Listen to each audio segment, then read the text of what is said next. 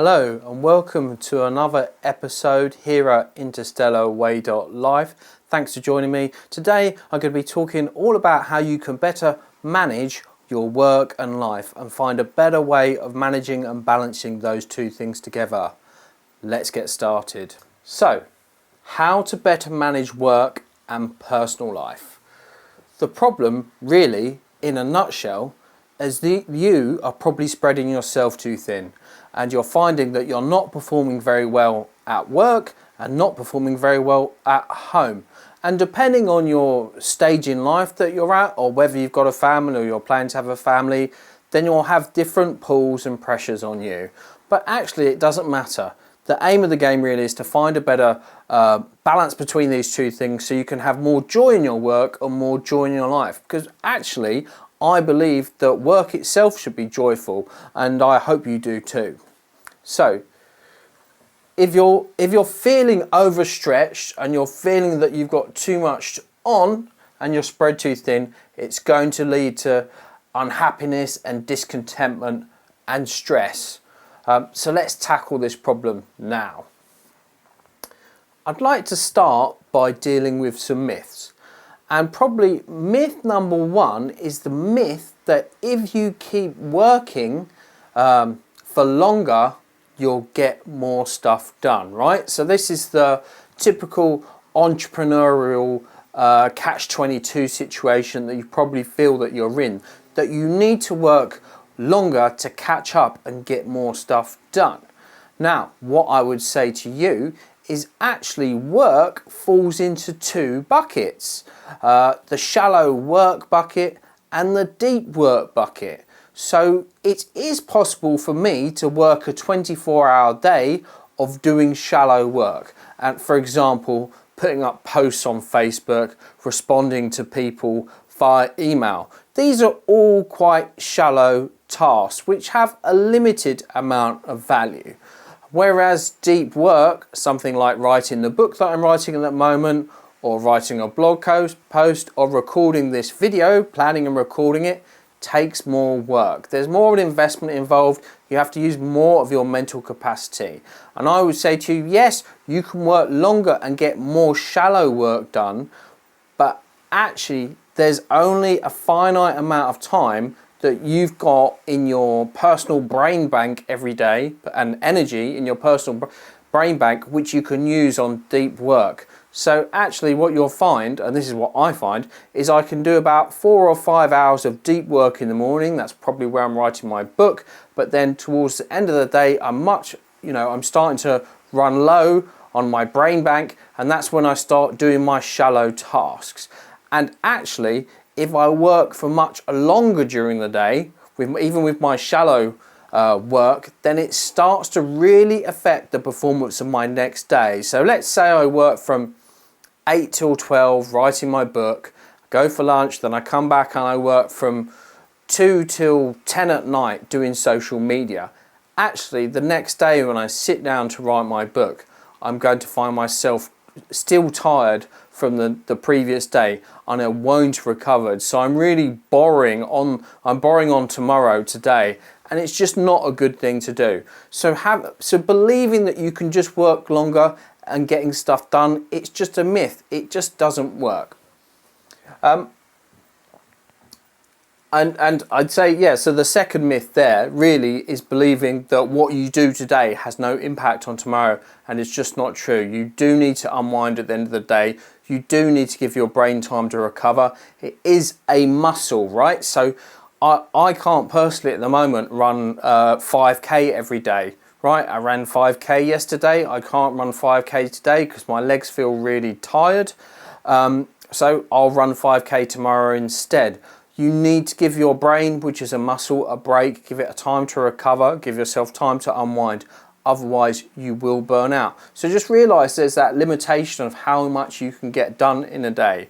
And here's an idea for you. Start culling the shallow work. If you are an independent business leader and you're doing deep work and shallow work, you really need to start removing as much of that shallow work from your inbox as possible. You need to start delegating, get an assistant, or use your team members more effectively or automate stuff more. Really, one of your big goals should be trying to get rid of that shallow work, because it's shallow work, right? It doesn't add big needle moving value to your business. Right, so let's crack on with the meat of this lesson and look at what you can actually do to get a better work-life balance. Number one, you can start blocking out your calendar. What do I mean by that?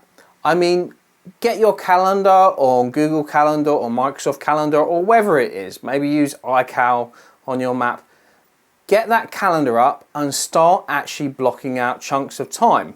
For me, I say from 6 in the morning, which is actually generally when I try and start work, from 6 till 10 is when I like to work and do my deep work. So in my calendar, it actually shows on Monday to Friday, 6 till 10, I'm doing deep work time. I won't book any meetings there if I can help it. I won't take any calls with anyone if I can help it. And I won't do social media, go on Facebook or any of this stuff.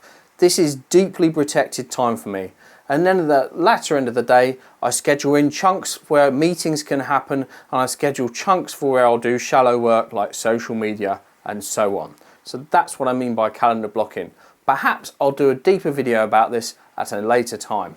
Let me know in the comments below if that's what you'd like me to do. Final point about calendar blocking is that you need to protect your calendar once you've blocked it out.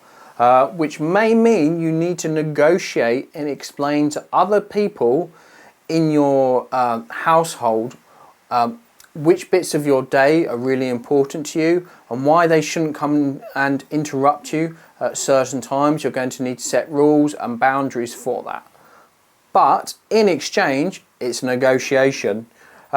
You should also block out your family time as well, time that you are going to agree to spend with your family or loved ones or people that you care about, or doing the, even if you don't have a family or you don't particularly spend a lot of time with your friends, then block out time for your hobbies, okay, and negotiate with yourself that you're going to be present for work at one time and life for another time. Number two, avoid bouncing from task to task throughout the day. This is something that drives me crazy. And if you're in the unfortunate position of working for someone else, you might need to sit them down and explain to them how you being pulled from task to task throughout the day is so counterproductive. It's going to really affect how much you and your team produce through the entire day. You need to, again, schedule those blocks and stick on those tasks. Don't go from task to task, because what you'll find is you'll have a mental hangover. Let's say I'm working on a blog post and I'm deep in it. I'm really enjoying it. I'm really in the zone. Then someone else just comes up to me in my team and interrupts me and says, hey, can you come and have a look at this new catalog we've put together for our latest products? And I have to leave my blog post and then go and look at their catalog. It's bad for a number of reasons. Number one, you're in the zone, being deeply productive. Number two, you're now going to go and look at that calendar, that catalog. That might help them out, but the problem is you're still thinking about your blog post when you go and help them with the catalog.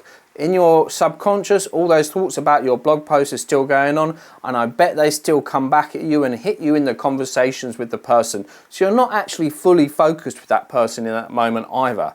Then you come back to the work you were doing, the work on the blog post, and now when you try and move forward the blog post, you've got to try and pick up where you were. It's going to take you 5-10 minutes to try and pick up the threads again. But you're also going to be subconsciously processing the challenges and queries that the person had about the catalog. So this way of working is really negative, and you need to show your boss or some other people in your team this segment of the video and explain to them why they should stop pulling you from task to task throughout the day, and why no one on the team should be doing it. You should be sticking to strict blocks of time and getting that work done. You will be 10 times as productive if you do that. Right. So what else have I put here? Okay, so you need to remove the phone. You need to remove the phone. The phone, unfortunately, is your enemy when it comes to focusing and getting deep work done and being really productive. I understand that sometimes you need on your phone, your phone to be contactable. Maybe your wife's about to go into labour. Maybe your mother really needs to contact you about something important. Fair enough. Then that's the time you should have your phone on you. But I believe the rest of your time, when you're at work, your phone should be in the other room. And potentially, even when you're at home in your personal life, isn't there just a temptation to look at your phone all the time and be distracted and not actually be there for your family or friends or the thing in your personal life that you're supposed to be concentrating on at that moment at the time? And actually, if you're talking about being spread too thin, maybe we should be thinking about not just the fact that you're spread too thin between work and your personal life. Maybe the third mysterious partner in this relationship is your phone and the internet. And if you cut down on that, you might find yourself more focused and productive in both work and your personal life. So I strongly recommend trying to establish a more disciplined relationship with your phone, because otherwise I think it is going to eat at you and it's going to spread you thinner than you are already. And I think you'll claw so much time back if you do that. Right, another key point is number 4, set a clear end of working day. Now, I sometimes do have an exact time at the end of the day, about 5:30. I definitely don't work later than 6 o'clock. I generally wind down over the last part of the day just because I'm tired, but maybe you're one of those people that just keeps going. And again, as I've already said, you need to give yourself time to recover. You need to give your brain time to unwind and relax. And perhaps this might be controversial to say so, because some people are like, well, I'm much more productive in the evening than I am in the daytime. Well, that's fair enough, but maybe the reason that's happening is because you keep working late. Okay, so there's always a knock-on for the next day.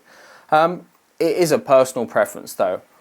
Whatever your way of doing it, there needs to be a clear gap between when you end work, and it needs to be not only it needs to be like a tangible gap that you can actually see, where you actually turn off your computer, close your email and put it away for the day. So you're not tempted to keep going back and look at your emails and just check out that new design or this or that. You need to actually say, this is the end of my day and I am done. This is the shutdown right now. And I'm going to cook dinner, or I'm going to spend time with my friends and family at this point.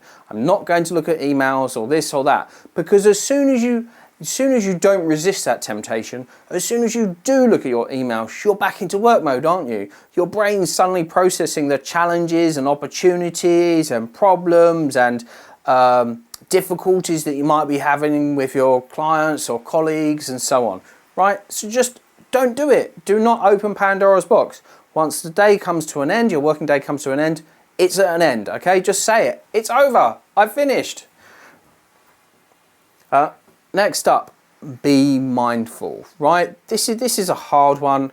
I think personally, because I'm someone who's got quite an active imagination, and I'm always feel like, and my mind is always trying to solve stuff in the background, which then gets pushed into the foreground of my mind. Sometimes I'm not as mindful as I should be. But what I know is actually when I'm having dinner with my family or spending time with my friends, that I shouldn't be thinking about work. That's not the time to do it. Again, because you need that clear separation, but also because you want to be present for those people, and they do know when you're not 100% present. Trust me, my partner knows when I'm not present and when I'm off thinking about something else. So you do need to try and engage with your current situation, and if you do, that actual mindfulness and being engaged with the moment will help your mind rest and take a break from all that work style processing. And remember, the reason for being engaged and focused with your family is because you enjoy spending time with them, right? And this is what gives you your better work-life balance as well. Number 6, have the courage to say no to people. Too many times I've found in the past that people will just say, can you just do this one thing? Can you just stay this little bit later? And a lot of the times what's driving them to feel that way is they're feeling a little bit insecure about whatever project or task is right now, and they don't want to look bad in the eyes of someone else, or they want to try and make themselves look really good in the eyes of someone else. Unfortunately, they're often doing it at your expense. So you have to start learning to say no.